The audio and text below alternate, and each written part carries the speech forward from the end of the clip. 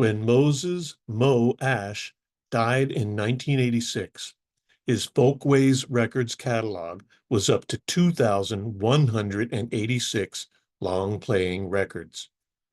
It included LPs of folk ballads, calypso, Hawaiian and Polynesian and Japanese and African and Yiddish musics, bebop and free jazz and ragtime, gospel and civil rights songs, electronic and avant-garde music, spoken word records from Langston Hughes and Eleanor Roosevelt and Timothy Leary and Ho Chi Minh, plays and musicals, holiday records, humor records, children's records, educational and instructional records, natural sound, and sound effects records.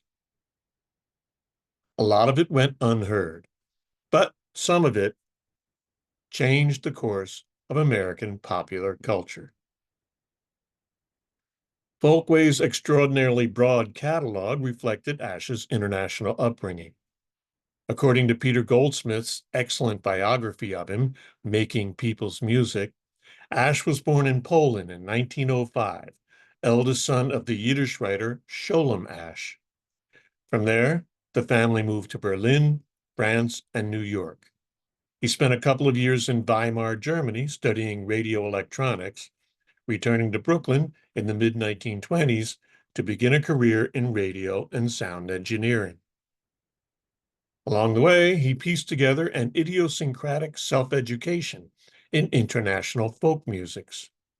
He first saw John Lomax's landmark Cowboy Songs and Other Frontier Ballads, for example, in a bookstall on a street in Paris. During the Depression, his company, Radio Laboratories, installed speaker systems for union rallies and for Yiddish theaters on the Lower East Side.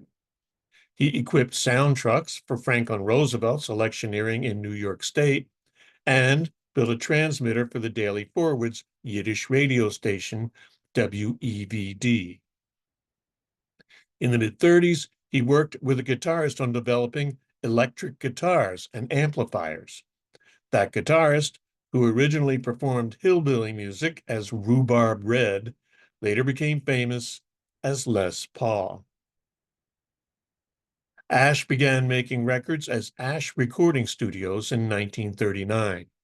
He followed that with Disc Records, and in 1949 with his famous Folkways label.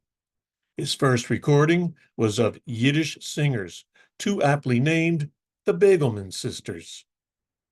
He also trucked a mountain of field equipment out to Princeton, New Jersey, to record his father interviewing Albert Einstein. His biggest early success was an album of children's music, performed by Leadbelly. Woody Guthrie first recorded with him in 1944.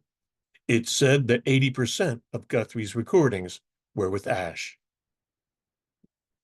Then, in 1952, Folkways issued a 6-disc collection, the Anthology of American Folk Music, which set off a seismic shift in American culture.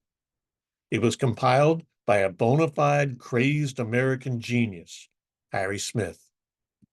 Ethnomusicologist, anthropologist, filmmaker, record producer, alchemist, drunk, mooch, psychedelic adventurer, speed freak, and self-defeating crank, Smith would die, poor and obscure, in the Chelsea Hotel in 1991.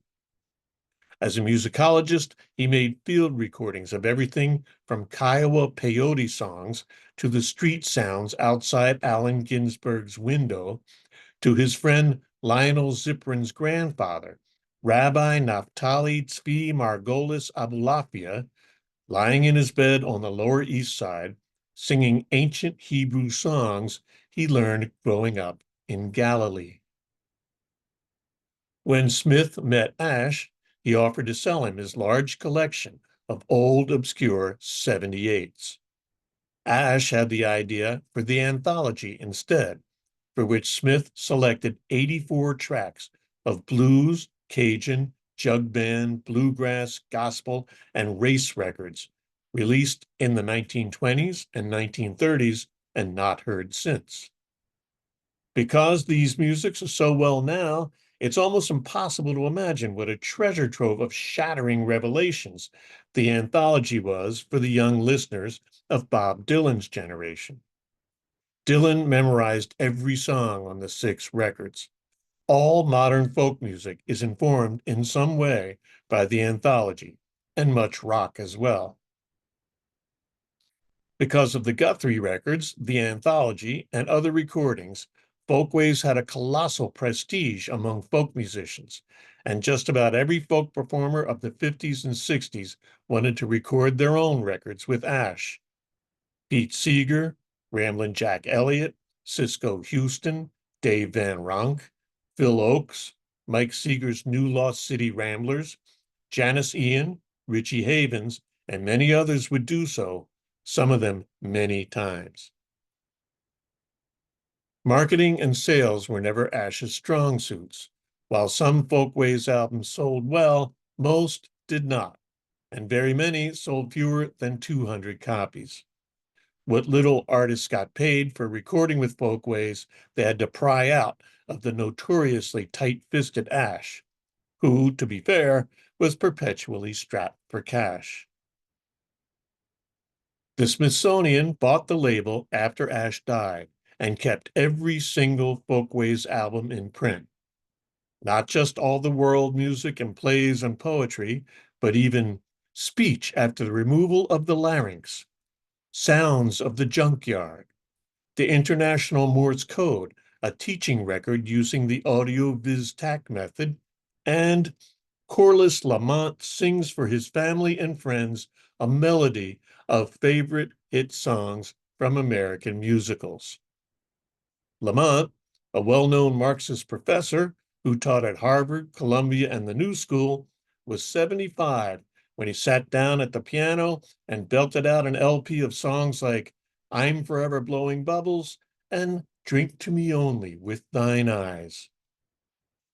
Corliss Lamont Sings was not a big seller, but it was an album only Moe Asch would have put out.